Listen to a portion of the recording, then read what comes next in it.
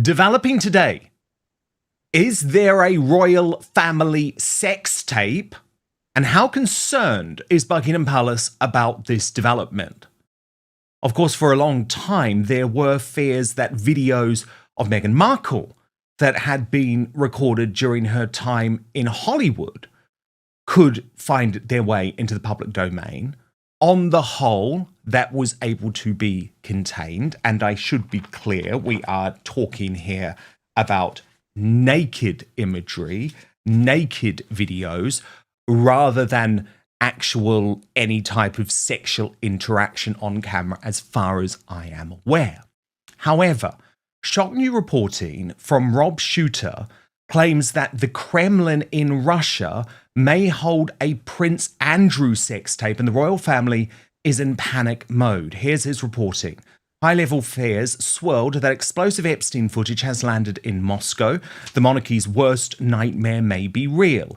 Shooter Scoop has learned from multiple intelligence sources that a sex tape allegedly showing Prince Andrew on Jeffrey Epstein's infamous island is believed to exist and could now be in the hands of Russian operatives. This is not gossip, says a US national security insider. Officials in the US and UK take the existence of this tape seriously and believe it was smuggled to Moscow. The alarming claims stem from former Florida deputy John Mark Dugan, who fled to Russia with Epstein's digital files. Dugan has publicly stated he possesses compromising footage involving the disgraced royal and has shared info with Kremlin-linked contacts. This is compromat. Another intel source warns if Russia has this tape, they could blackmail Andrew or worse, destabilize the crown. Buckingham Palace has refused to comment, but insiders say the fear is very real. If the tape ever surfaces, the monarchy wouldn't survive, it says one palace source. This isn't tabloid scandal, it's national security.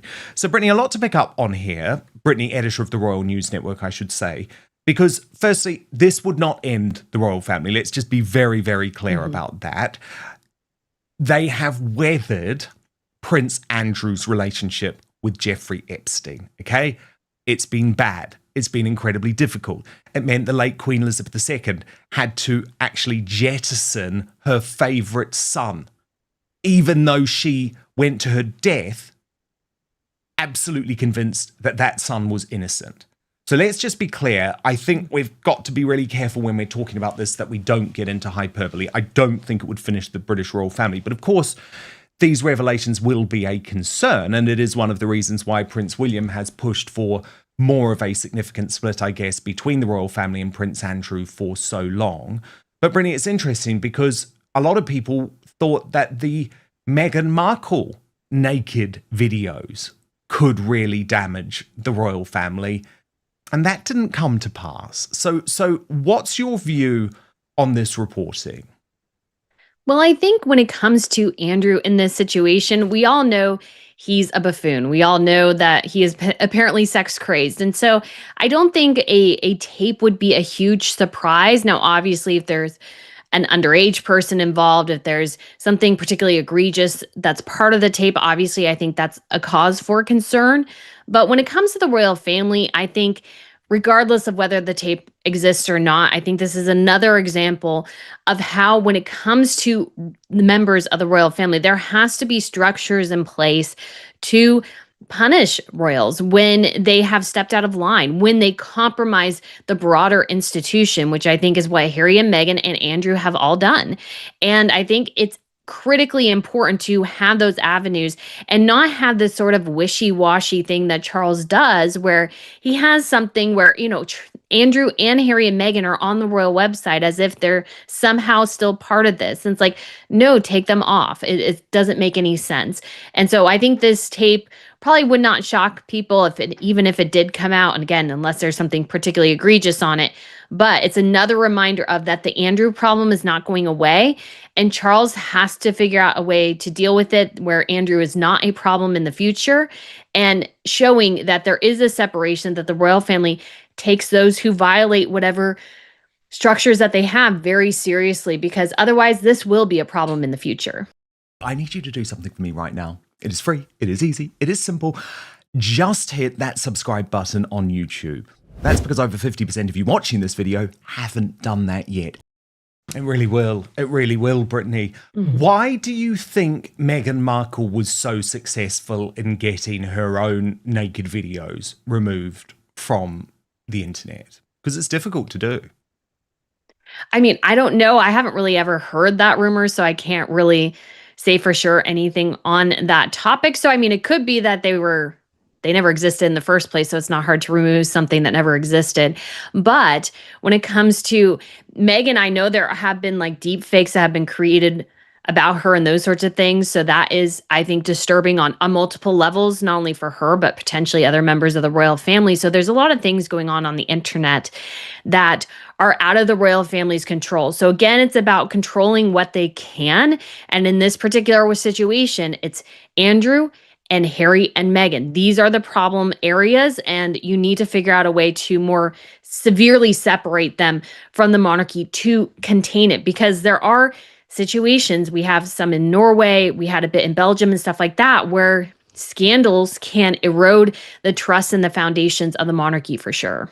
Yeah, indeed, indeed. And I mean, I guess there was always going to be a risk with Meghan Markle, particularly though, given she had lived so much life. And she'd lived a Hollywood life, and she'd lived a life that had been very focused on filming lots of stuff on her mobile phone, as lots of young women in Hollywood do. And look, I let me be very clear, because I have seen the footage. It's certainly not a sex tape, but it is naked imagery. So put it this way, I've seen more of Meghan Markle than I have Prince Andrew. So I think the proof is going to be in the pudding here about whether anything actually exists. Brittany, Jessica Mulroney has now told close friends that she regrets ever becoming close with Meghan. Now that she is divorced from her very wealthy husband, this could, I think, put Meghan's reputation at real risk, because trust me, I want to read her book, right? I want to hear a podcast interview with Jessica Mulroney. So this is the reporting from Alison Boshoff in the Daily Mail, who writes, yet surprisingly at root, one well-placed source says that Jessica herself traces her current unhappiness back not to her bruising online scandal, but to that glorious day in 2018 when she watched her then best friend walk down the aisle of St. George's Chapel in Windsor. So much so that now, rather than looking back on her brush with history with pride, a perfectly placed source reveals Jessica says that now she somewhat regrets becoming friends with Meghan. While she enjoyed all the exposure it brought her at the time, that same exposure is what caused her social media rift to blow up in the way it did and led to the end of her friendship with Meghan and her marriage. The source adds, if she could go back, a part of her wishes she was never part of that wedding. She really did consider Meghan family, but now she sees that whole time as a dark cloud. While she apparently delivered the coup de grace, this is Meghan's ultimate sort of slight to Jessica Mulroney. Let me just set it up earlier this year, when actress and comedian Mindy Kaling, Jessica's most famous client before Meghan, was invited onto her lifestyle TV show With Love Meghan. Was it a message to her former friend, as one source put it with some restraint? That seemed very cruel. And I mean, Brittany, Meghan has been way more than cruel to Jessica Mulroney. She's been evil, right? She's been truly evil, because trust me, I know what it's like when you're the center of a cancellation storm. And what you need, Brittany, when you're going through something like that, is your best friends, the people who really know you, the people who know your true character, to stand by you, to be there for you, and to speak up for you. And of course, Meghan was not prepared to do that for Jessica Mulroney at all. Now, I have no idea if Jessica Mulroney is a horrible person or not, but what I do know is that she never said anything racist, and she certainly didn't do anything to slight Meghan Markle. She just referred to the fact that she had been through someone who had gone through a big race scandal. And for Meghan to brutally cut her off in the way that she did was so disgusting. And so, look, I want to hear from Jessica desperately, actually. But do you think we will get any type of revelations, or is she going to stay silent and hope one day that Meghan will take her back? I mean, it'll be so interesting to see because I've always wondered why Jessica has maintained her silence. And really, honestly, bravo for her for not taking, you could say, the low hanging fruit of just railing over her friend. And Jessica is, you could argue, almost a true friend because she has kept her confidences. But I am curious, given now that she has had this divorce and everything, if she is reconsidering a lot of things that she's done in her life. And it's not maybe necessarily about, let's say, trying to railroad Meghan Markle the way she did Jessica, but really just sharing the truth and sharing the truth about her experiences with Meghan and how horribly Meghan treated her over something that I would argue is really quite minor.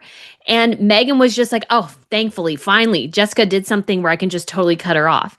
And not only did Meghan cut off Jessica, but Jessica's three children as well, who were all played prominent roles in her wedding. She was like essentially their aunt slash godmother sort of thing. And Meghan probably cut them off as well. And that to me seems particularly cruel, especially over something that I think is so innocuous and was just something to blow past. And how great would it have been for Meghan as a friend to go, I stand by Jessica. I support, maybe not support, but in some ways share how much she knows who Jessica is and knows that what people are saying about her just isn't true. But no, Meghan just fed her to the wolves. And I can't help but think that Jessica probably resents her quite a bit for it. And it caused a lot of conflict within her marriage and other relationships to have somebody who you trusted so much and just completely and utterly exploited you the first chance that they got. Brittany, I also wanted to ask you about Martha Stewart going for Meghan Markle in a very tasteful manner, because of course we know the beef between these two, or maybe not beef, it's sort of like pasta, isn't it? Because the row was over the one pot pasta, and the fact that Meghan just ripped off her one pot pasta has been going on for months. Oh, yeah. And it was something that I've talked a lot about when it comes to As Ever and Meghan, too. Meghan claims to, be this happy homemaker on her show and this wonderful hostess and all these sorts of things. And yet she admits several times to basically taking takeout and making it look fancy. She didn't even make Thanksgiving last year. She ordered it out. And so I think the big trouble with Meghan and Martha Stewart, of course, who knows this industry very well, probably just picked up on it immediately, is that Meghan doesn't know what she's talking about. She's not actually interested in this space.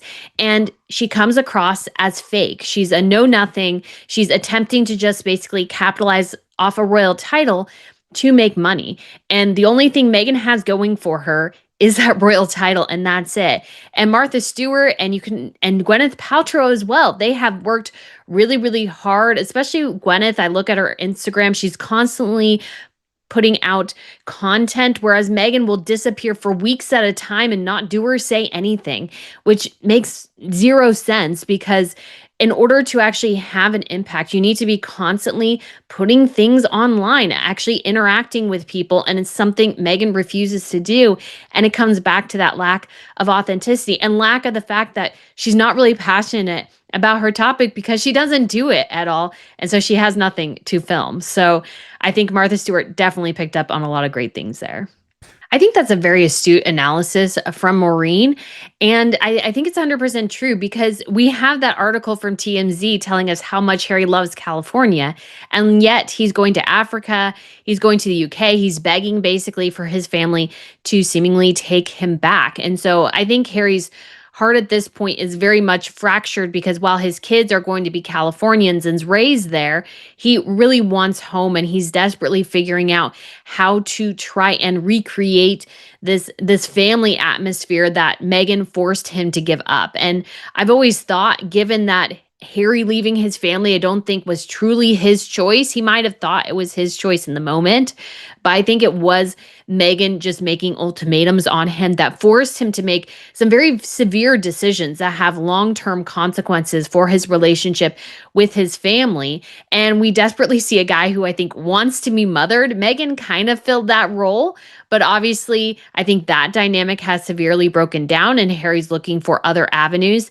And he does have a father who is ailing, and I'm sure he wants to make peace with that. And Maureen is also 100% right in that once William becomes king, Harry has no route back in any stretch of the imagination. He is done. William, I think, will make the hard cuts that are needed to basically cut Harry out of the royal family completely. Like, they can maybe have a personal relationship, but when it comes to the institution, Harry is stripped of everything that matters. And I think William will be the one who makes those hard decisions. And at this point, Harry's sort of trying to grasp on and reclaim the life that Meghan forced him to give up, which is never, I don't think, a good sign of a marital dynamic. Brittany, I wanted to ask too about the Daily Mail's very weird reporting around Prince William, Catherine, and the children's holiday, which was rumoured to be to the Greek island of Kefalonia. And this bizarre article, which they went so massive on, was one of many, right, where they had no actual facts, but they kept on running sort of supposition from locals about what may or may not have gone on. And in this case, and honestly, this is true, Brittany, well, it was my reading of the article. I don't know if you had a different article. It was basically an assumption that because this yacht that they were apparently were on had pulled up into this particular town that happened to have a McDonald's in it, that staff members must have been going to the McDonald's to procure, I think it was chicken nuggets or something like that, or Big Mac or whatever, for Prince George. And I find it very, very odd what the Daily Mail have been trying to do with this holiday of William and Catherine. Are you any the wiser to this? I mean, I saw a little bit of some of these articles, and I saw people whispering online that, oh, Catherine and William were someplace and they were going to keep their silence or what have you.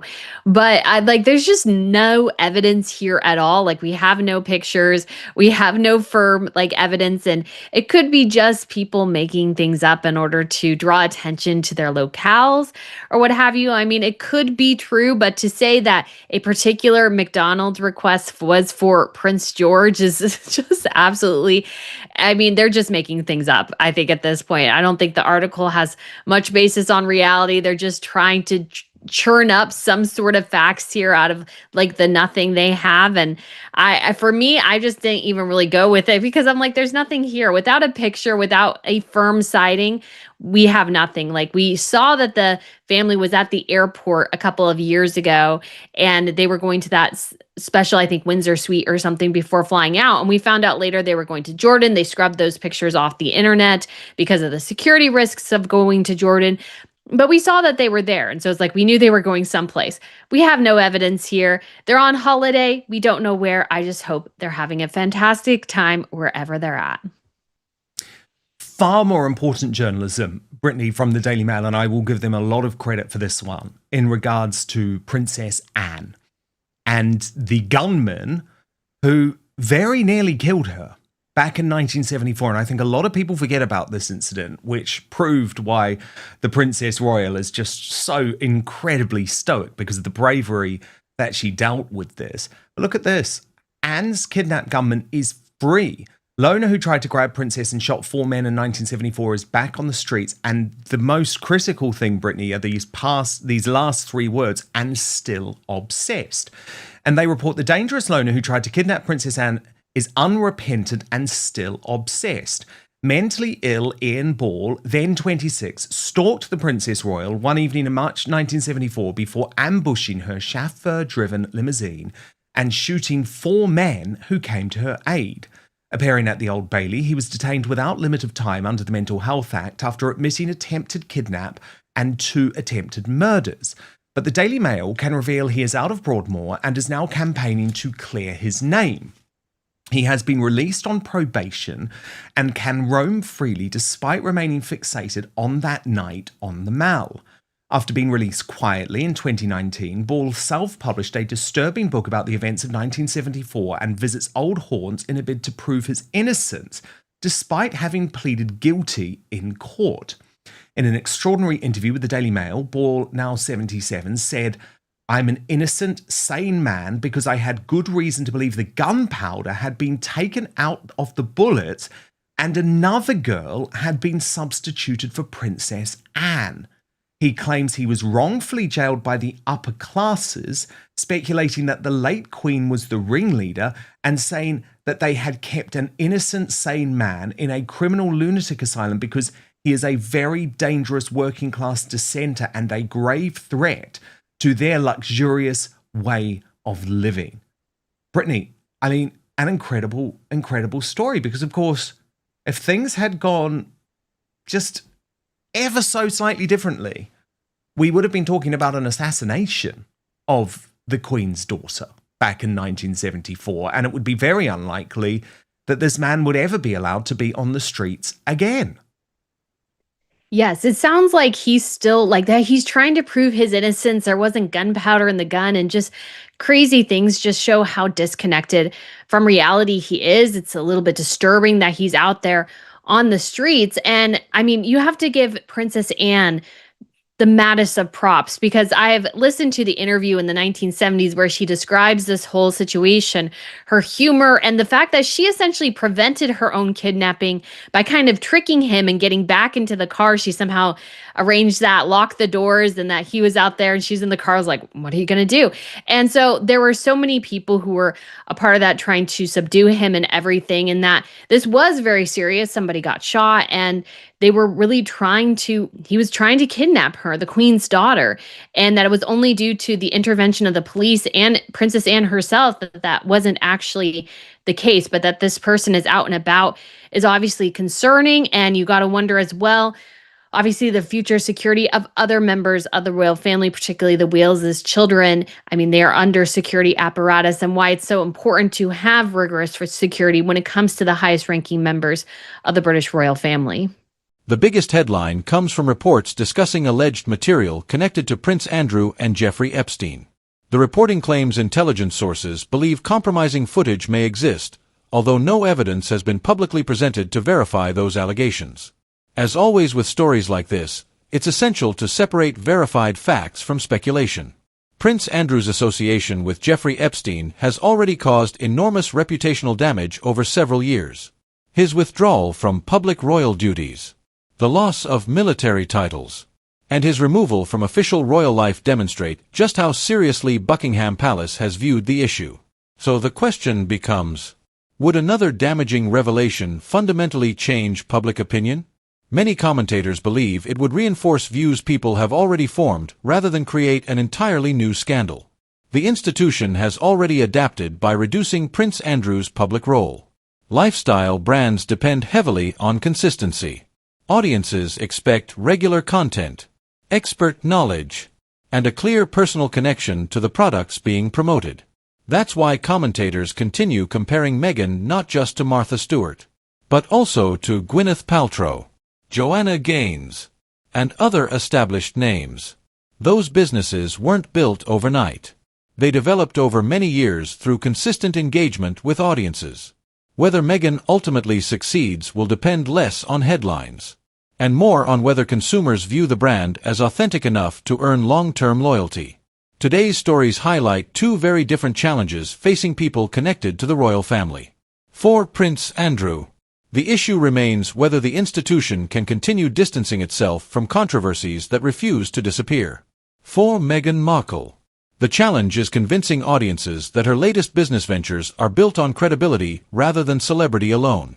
As always, many of today's stories involve reported claims and commentary rather than independently verified facts, so it's worth approaching them with appropriate caution as more information emerges. What do you think? Do you believe Buckingham Palace has handled the Prince Andrew situation effectively? And do you think Meghan's lifestyle brand can establish long-term credibility? Let me know your thoughts in the comments below. If you enjoyed today's discussion, don't forget to like this video, subscribe to the channel, and turn on notifications so you never miss the latest royal news and analysis. Thanks for watching, and I'll see you in the next one.